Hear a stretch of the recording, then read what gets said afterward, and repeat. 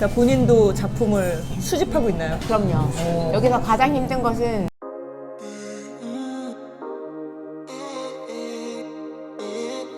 모닝 여러분.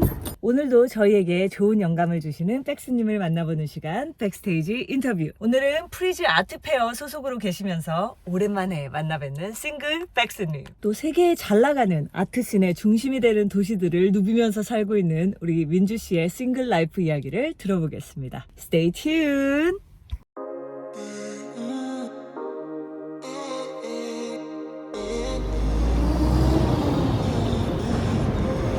Stay till the morning, tell me you want it.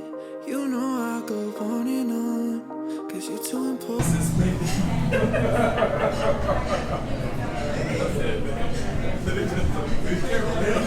간단하게 그래도 자기소개를 부탁드립니다. 네, 알겠습니다. 저는 지금 프리즈에서 아시아 VIP랑 그 사업 개발 총괄하고 있고요. 네.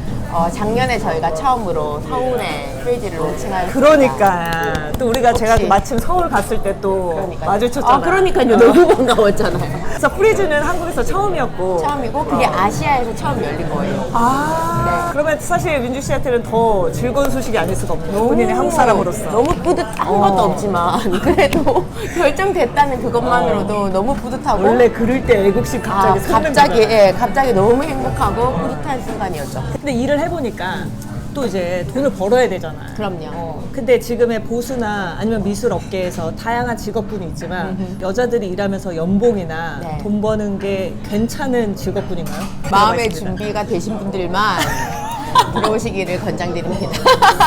내가 옛날에 일해봤을 때 막 패션 업계에는 네. 여자들이 여탕이야. 미술 업계는 어떤가요? 여자들이 훨씬 더 많은 직종이 아닌가. 그러면 이제 CC 불가능한 건가요? 그런 분들이 이제 진작에 다 나오셨고.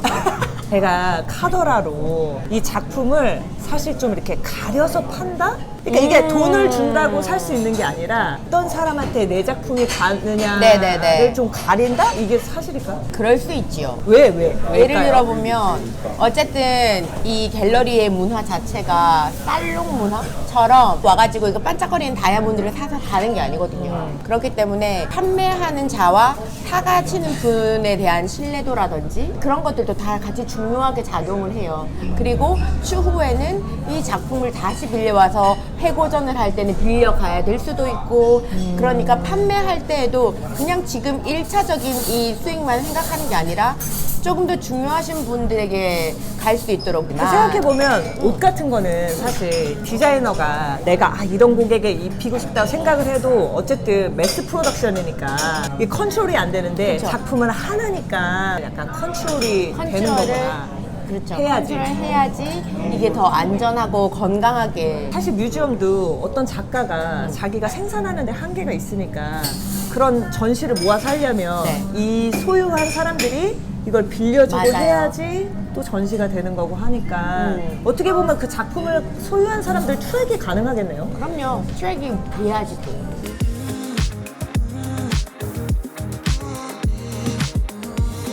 근데 제가 아직도 기억나요. 마스터즈에서 처음 일했을 때, 마스터즈 갔을 때 너무 예쁜 발레 페인팅이 있어서 사이즈 딱 이만해요, 이만해. 이거 얼마예요? 이랬더니 Oh, it's really good price. 6 million 이러는 거예요. Oh, it's really good price. 이러고 나왔어요. 그러면 그래도 인사이드 멤버인데 네. 여기 미술계에서는 임플로이 디스카운트 이런 거 없나요? 아무리 그래도 6 million이면 야 50% 해줘도 못 사. When it's only us. 그러면은 민주 씨가 네. 프리즈 있기 전에는 어떤 일을 하셨었어요?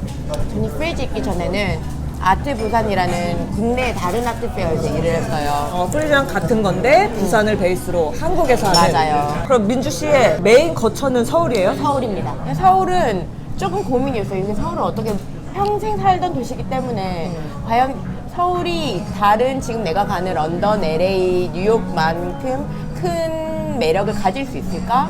약간 그 아트 씬으로서 몰라 나 옛날에는 강남역 짱이고 홍대 짱이고 압구정이 짱이었는데 지금 막 성수, 을지로 을지로. 근데 그런 데 가면 민주 씨 느낌에는 그게 핫해? 왜냐면 그 안에 조그만 그 러프함 안에 완성되어 가고 있는 컨텐츠가 보여요. 그러니까 굉장히 막 낡아 있는 그 건물 안에도 되게 젊은 디자이너들이 샵을 꾸미고 있고 이렇게 1인 셰프가 본인의 정말 혼을 갈아 넣는 그 요리를 한다든지 그러니까 이미 대기업이 막 다 세계적인 디자이너 하고 셰프 데리고 와서 짠 이런 게 아니라 맞아요. 나를 갈아 넣고 있는 사람들이 그걸 움직이고 있는 느낌을 받게 해줘요. Cause I want you still.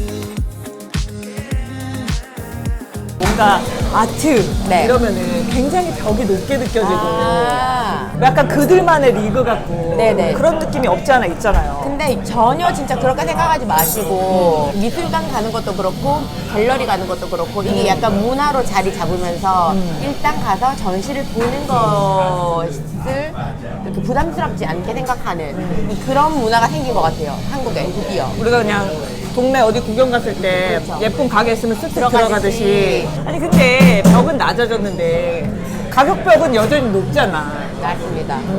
그럼 가격은 어떻게 형성되는 거예요? 미술도 시장이기 때문에 결국은 수요가 많을수록 이게 가격이 올라갈 수밖에 없는 것도 맞고 근데 다만 이제 시장 가격에 있어서 조금 트리키할 수 있는 부분을 조심하려면 조금 미술사 쪽으로 중요하다든지 뭔가 이 가치를 뒷받침해 줄 수 있는 컨텍스트를 잘 보시는 것이 좋다. 왜 저희 이렇게 신입사원을 뽑을 때도 CV를 먼저 보잖아요. 미술분도 마찬가지거든요. 작품이 너무 좋은 걸 발견하면 갤러리에 가셔가지고 작가 CV를 좀 받아볼 수 있을까요? 라고 하면 주세요. 그럼 한번 걸러봐. 내가 이제 구매자로서 네. 사실 처음에는 어떤 루트로 구매를 하면 좋을까요? 요즘에는 워낙에 구매를 하시는 분들의 연령대도 낮아지고 그렇게 될 수 있었던 이유 중에 하나에 이 판화라는 게 있는 것 같아요. 계속 찍어낼 수 그렇고 있는. 판화나 아까 리토그래피나 뭐 그런 것들 모든 그 에디션 있는 작품들은 전부 다 이게 시장 가격의 이 플레이에 따라서 인기가 많아지면 다 팔리고 나면 가격이 오를 수밖에 없잖아요.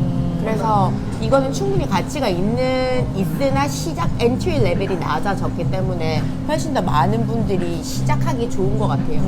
하나 구매하셔서 벽에 일단 한번 걸어보시고 그런 내가 즐거움을 느껴봐야 느낀다면. 돼. 정말 이걸 느껴봐야지 이게 또 그 말이 진짜 있는 게 작품을 평생 동안 한 점도 사지 않은 사람은 많으나 한 점만 산 사람은 없다. 한 그러니까 점만 미술 산 사람은 시장도 없어요. 그 조그만 10%가 90%를 움직이는 그럼요. 시장입니까? 아니, 그러면은 이제 미술 작품들이 사실 평균가가 싸진 않잖아요. 진짜 돈이 많은 고객들도 많이 보잖아요. 맞아요. 기본으로 하면 뭐 1억 싸게 해서 1억 막 이런 거 할 때 뭔가 그런 현실과 이상과의 갭 같은 건 없나?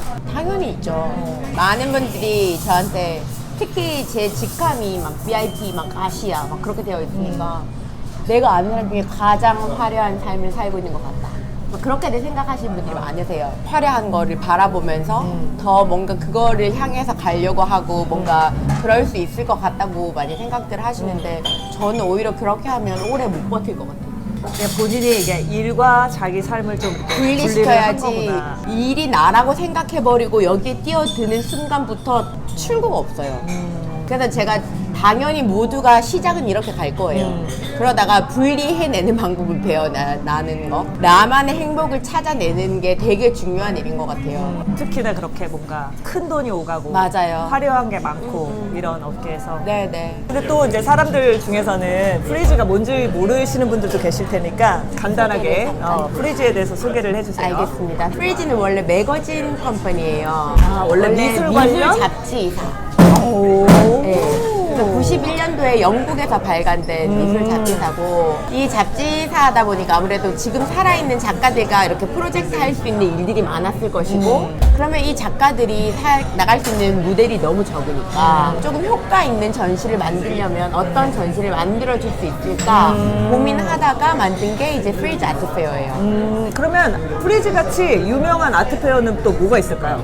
지금은 이제 많이 정리가 돼서 아트 바젤이라는 스위스 아트페어랑 프리즈 두 개를 많이 보시면 될 것 같아요. 네. 나는 아트계는 잘 모르겠지만 뭐 패션계를 예로 들면 네. 막 디올이 제일 큰 매장을 막 한국에서 열고 그거는 정말 한국 사람들의 바잉 파워가 세다는 거잖아요. 맞아요. 근데 프리즈도 서울에 열고 이런 거 보면 정말 아트씬에서도 한국 사람들의 바잉 파워가 진짜 센지. 한국 미술 시장이 코로나 기간 동안에 정말 급격히 성장했어요. 정말 급격히 성장을 한 것은 맞지만 프리즈가 아시아에 들어오면서 서울에 온 것은 서울 한국 미술 시장만을 본 것은 아니고 아니죠. 그쵸. 그 네. 접근 지역들을 네. 다 생각했을 때 아시아를 보면서 들어오기는 했다. Let's be for real. No, you're scared of falling love. 예를 들어서 뭐 피카소 작품으로 여자친구가 굉장히 많으셨잖아요. 그럼에도 불구하고 그 중에서도 더 젊고 예쁜 여자친구가 더 가격이 비싸고 약간 조금 모든 것들에 있어서 흐름이 있구나. 조금 그 밑에 스토리가 어떤 컨텍스트를 받쳐두는 작품인가에 따라서 같은 작가임에도 불구하고 차이가 10배 이상 차이 나는 경우가 있어요.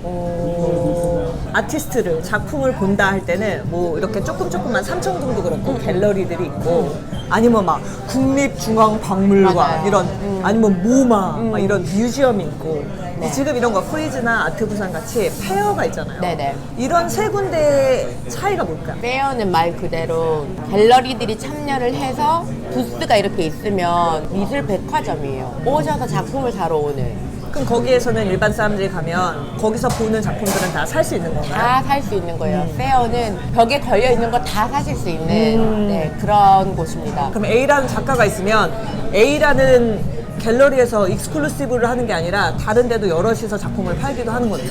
그런 작가도 간혹 있어요. 그래서 그런 작가들을 실질적으로 어느 정도 가격에 팔리고 있는지 내가 조사를 해볼 수 있기도 하는 거죠. 그러니까 시세를 볼 수 있기도 하고. 그쵸. 네. 좋은 팁이네. 또 뮤지엄은 그냥 진짜 약간 역사책에 나올 것 같은 대가들이 이제 전시된 곳이라고 보면 되나요? 약간 그런 것도 있고 또는 미술사나 이 미술 작가에 대해서 다시 알려주는 교육기관인 거죠.